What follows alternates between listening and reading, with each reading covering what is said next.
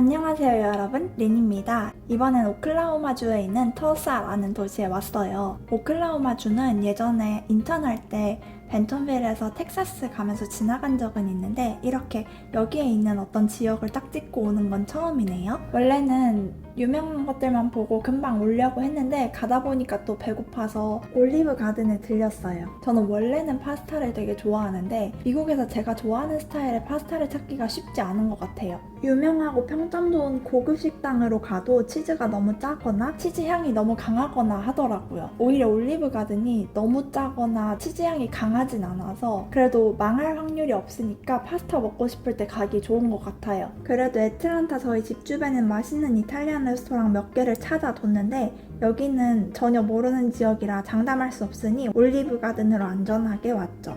아무튼 터사는 오클라호마주에서 오클라호마 시티 다음으로 큰 도시인데 의외로 볼거리들이 몇 개 있더라고요.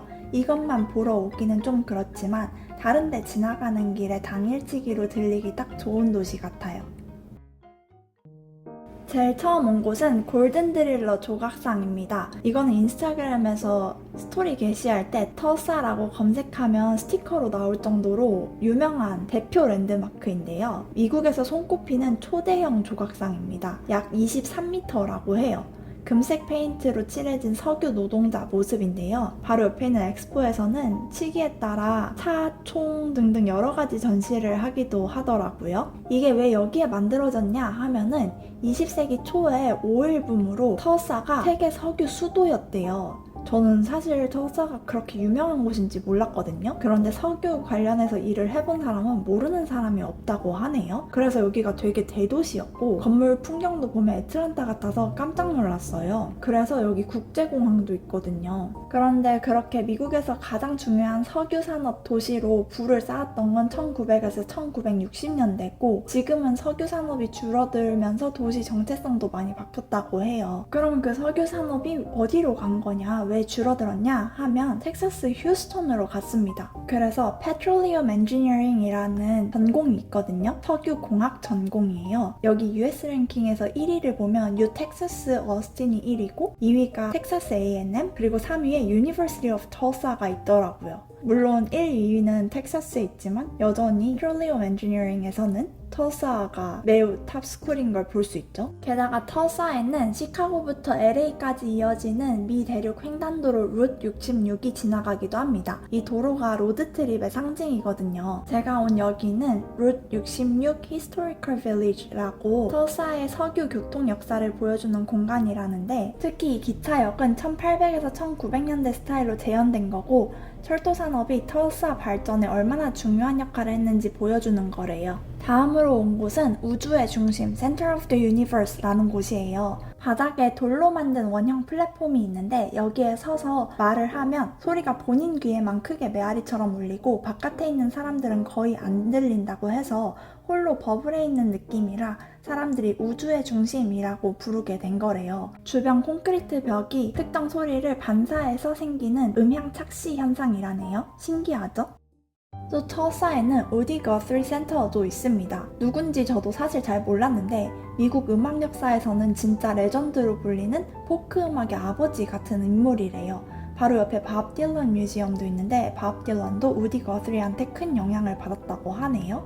아무튼 이분은 노동자, 이민자, 빈곤, 인권 같은 사회 문제를 노래하는 걸로 유명한데 본인 기타에도 This machine kills fascists. 이 기타는 파시즘을 무너뜨린다 라는 문구를 적었을 정도예요. 1900에서 1960년대에 활동을 했는데 단순 음악만 한 게 아니라 예술가이자 작가이자 사회운동가, 기록가 역할을 동시에 했던 사람이라 더 특별하게 평가되고 있어요. 그래서 이 전시관에 보면 우디 거스리가 직접 쓴 글과 일러스트레이터도 볼 수 있습니다. 지금 화면에서도 보시다시피 살아생전에 3,000개 이상의 곡을 썼는데 몇 가지 곡들도 여기서 직접 들어볼 수 있거든요. 전체적인 리듬이 되게 편안하고 가사도 메시지가 있는 경우도 있지만 본인 일상이나 그냥 평소 생각을 담은 경우도 많아서 좋더라고요. 전시관 자체는 작은데 하나하나 다 헤드폰이 있고 부분마다 다 사회적 배경 설명과 우디 거스리의 음악을 묶어놔서 하나하나 자세히 보자면 진짜 오래 걸릴 것 같아요.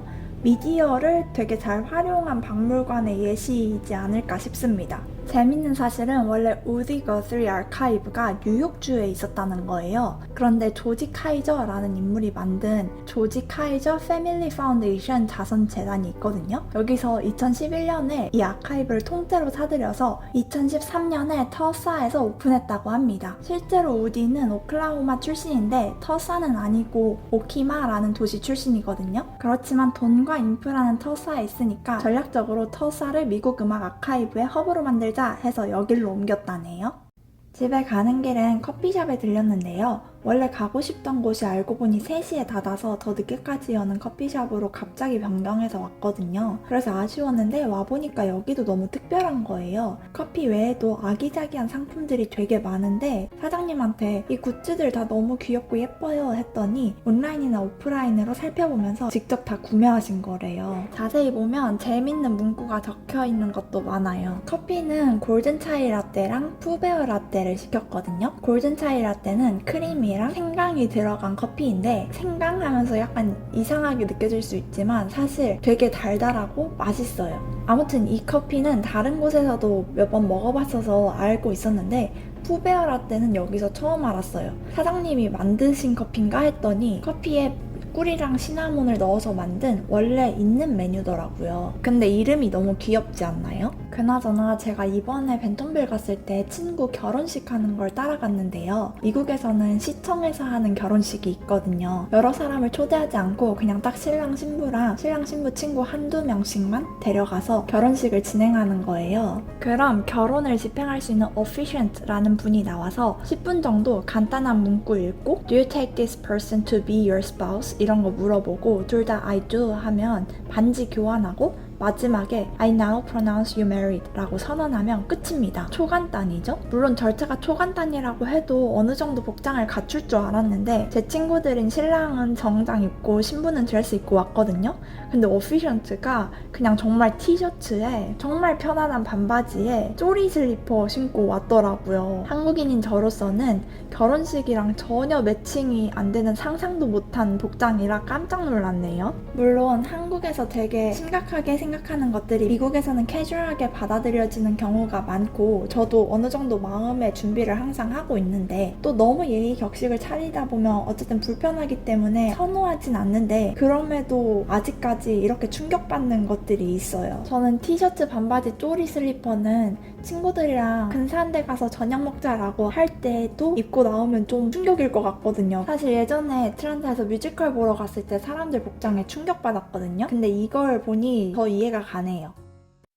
이제 집에 가는 길입니다. 저녁 풍경도 너무 예쁘지 않나요? 이제 서머타임도 끝나서 되게 금방 해가 집니다. 곧 있으면 아주 깜깜해질 것 같아요. 그러면 미국에서 차들은 항상 상향등을 켜고 다니거든요. 반대편에서 차가 오면 엄청나게 눈부셔요. 미국 도로들에는 가로등이 없는 경우도 많아서 상향등을 켤 수밖에 없지만 한국에서는 상향등 계속 켜고 운전하는 거 불법이잖아요. 근데 여기서는 그렇지 않아서 어쨌든 상향등을 켜고 다니는데 차가 여러 대가 다 상향등 켜고 오면 너무 눈부셔서 위험하게 느껴지더라고요. 아무튼 한참 달리다 보니까 웰컴 투 아칸소가 나왔습니다. 뒤에 차도 없어서 잠깐 멈춰서 찍었네요. 아칸소에서 오클라호마 올 때는 뒤에 차들이 있어서 못 찍었거든요. 어쨌든 터사는 너무 middle of nowhere 느낌이라 가기가 힘든데 여러분도 영상으로 잘 구경하셨길 바래요. 끝!